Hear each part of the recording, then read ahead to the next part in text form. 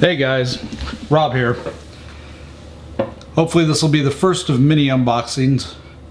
Take a look and see what I found at my local big box technology store today.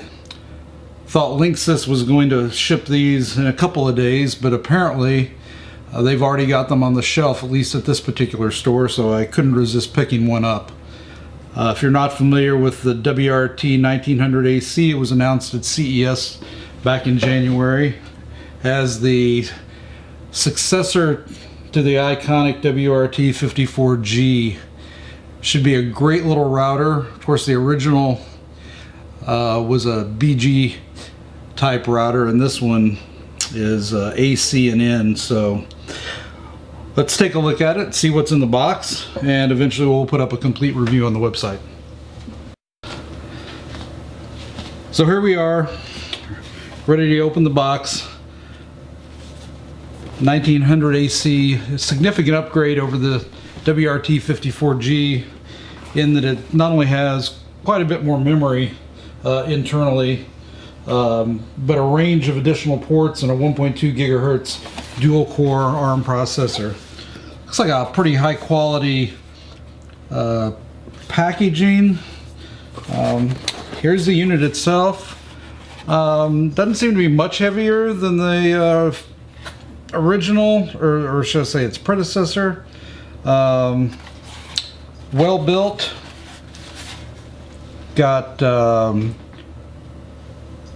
gigabit Ethernet ports. Of course, the WAN or Internet port, USB 3.0 port, an original USB, well, what they're calling USB, but really eSATA port, reset,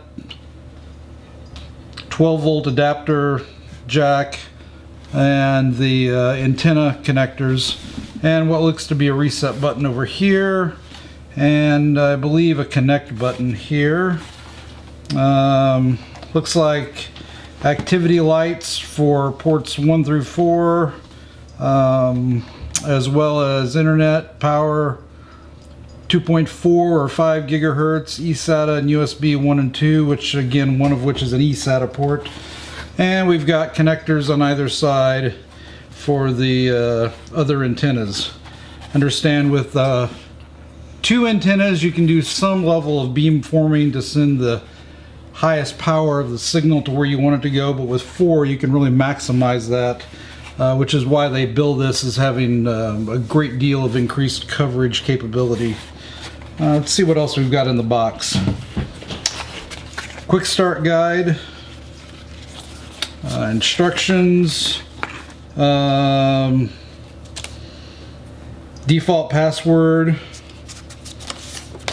and looks to be a CD or DVD. We've got 4 antennas, and my guess is that under here there's a power supply. We've got power supply, power cable for the power supply,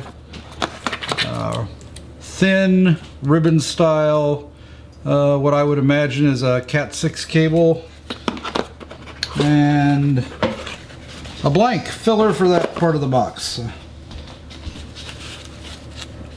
So we'll just get this set up, take a look at what it's going to look like with the antennas mounted. Again, this has some great new features, one of which, based off of the legacy of the WRT54G, is the ability to use open source firmware versus the stock Linksys firmware. In this case, the default recommendation is to use firmware from OpenWRT.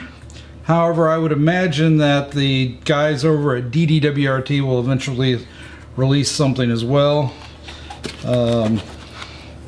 We've got 128 megabytes of flash and 256 megabytes of DDR3 RAM. So overall, the firmware can be much larger and have greater capability than most of the wireless routers in this price range.